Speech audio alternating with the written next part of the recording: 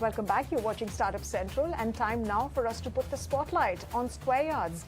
It is India's newest unicorn on the block. In fact, the company has recently raised about 900 crores, that is $95 million in debt and equity financing. And with that, the company is valued at over $1 billion. In fact, it is also preparing for an IPO. So what started off as a real estate advisory platform, it has now grown into a global PropTech powerhouse with operations spread across multiple countries. The question then is, how did the company scale so quickly, and what makes this business model unique? To discuss about all of those aspects, I'm now joined by Tanuj Shori. He's the CEO at Square Yards, Dubai.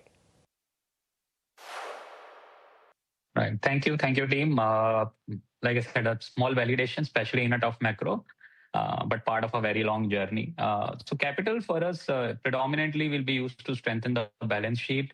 And a part of it will be used for growth capital. The organization is cash flow and EBITDA positive.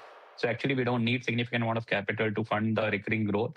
The idea is before the IPO, we strengthen our balance sheet, bring in marquee investors, institutional guys, helps us position to the public markets later on. Okay, you're talking about IPO, you're talking about the various verticals where this fundraise is going to be deployed, and I'm going to talk to you about all of those, things, and particularly the IPO aspect. But, Mr. Shori, which business segments will receive the largest share of investment? Is it going to be real estate transactions, mortgages, technology, or international expansion? Because I do understand that you're joining us from Dubai. Right. India is still our major market. India is 90% of the business. So significant amount of capital will continue to be deployed in India. Within India, it's a very integrated platform between real estate and mortgage. So we treat them as a unified ecosystem. So capital goes towards strengthening tech, building consumer traffic, at the same point in time, continuing to build distribution capacity on the ground for both real estate and home loans businesses. In fact, we'll be coming up with a fairly exciting announcement of our foray into wealth in the next quarter, and part of capital will go there as well. Okay, and Anuj, your revenues, if you look at the numbers that your company posted, your revenues grew 48% YOY in FY26. What are the revenue growth targets that you've set following this fundraise? And as a company, are you profitable? We are. So last year we were at 8% EBITDA margins, almost 22 million EBITDA, 176 crores in rupee terms. Forecast for this year. So we are continuing to go through a very, very strong growth and operating leverage curve. We hopefully look to target to deliver close to 40 to 50% revenue growth, not just this year, over the next 2-3 years. But more importantly, significant expansion in margin, looking to double EBITDA this year. So moving from 175 to close to 350 crores. Okay, and what percentage of your revenues are coming in from international markets? If you could expand a bit more on that, and will you be looking at, with this fundraise, focusing on international markets? If yes, then which are the international markets that you'll be banking on and focusing more on? So we are present in Middle East, but like I mentioned earlier, a large part of our fundraise will continue to go towards Indian markets. So 90% of our revenue comes from the Indian markets. 10% comes from the international markets, and India will remain the growth story for the longest period of time to come.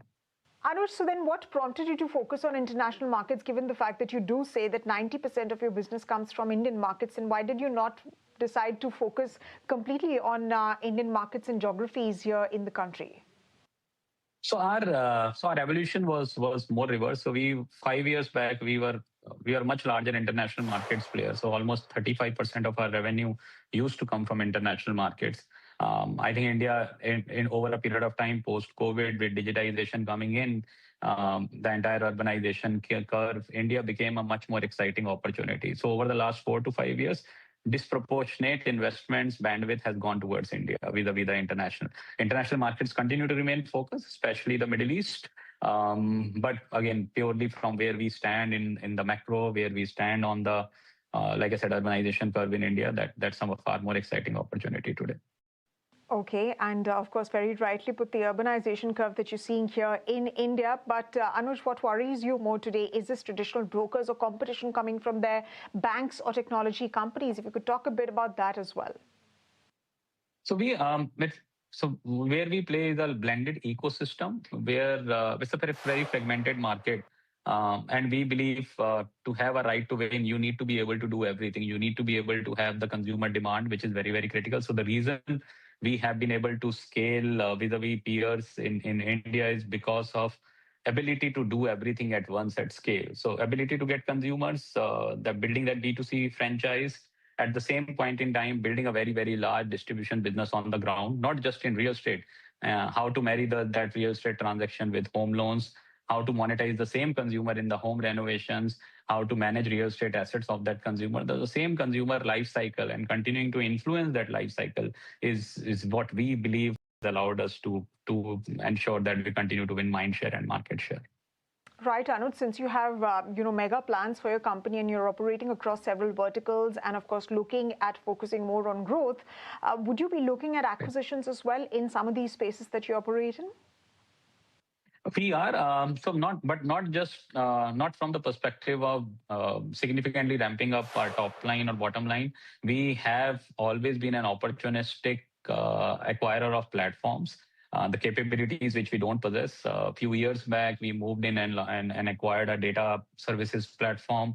The idea was to democratize data in India. So we continue to look out for such opportunities which allow us to strengthen our capabilities, our technology capabilities, to ensure that we continue to have a play.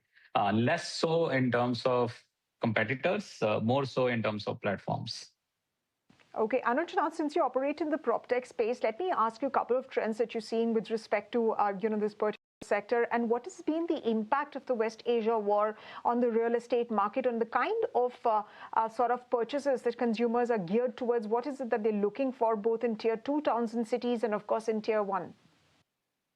So we have always believed that India's problem is not demand. India's entire issues, even in the bear cycle, had been on the supply side.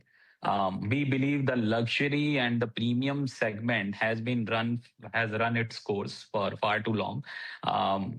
Both on the supply and the demand side, we'll see significant move happening towards the mid-market segment, even in tier 1 towns. And tier 2 and tier 3 towns haven't even come to the party yet. So when we talk about urbanization curve, India has to build over the next couple of decades close to 50 million homes. These 50 million homes cannot be built and absorbed in a 5 crore or a 10 crore segment. This has to be 75 lakhs. This has to be 1 CR, sub 1 CR homes, which need to be built over the cycle. I think at a point in time, it's a function of demand. Demand was very, very strong in luxury, but that's a very limited segment. And we believe that has started to correct, and rightly so. Well, that's Tanuj Shori for you, the CEO of Square Yards. He was talking to us about the prop tech segment and, of course, the fact that the luxury segment has run its course. That's a big takeaway coming in from this interview. But with that, ladies and gentlemen, it's now time for us to wrap this edition of Startup Central. Hope you liked watching it as much as we did putting it together for you. From me and the entire team, goodbye, and thank you very much for watching.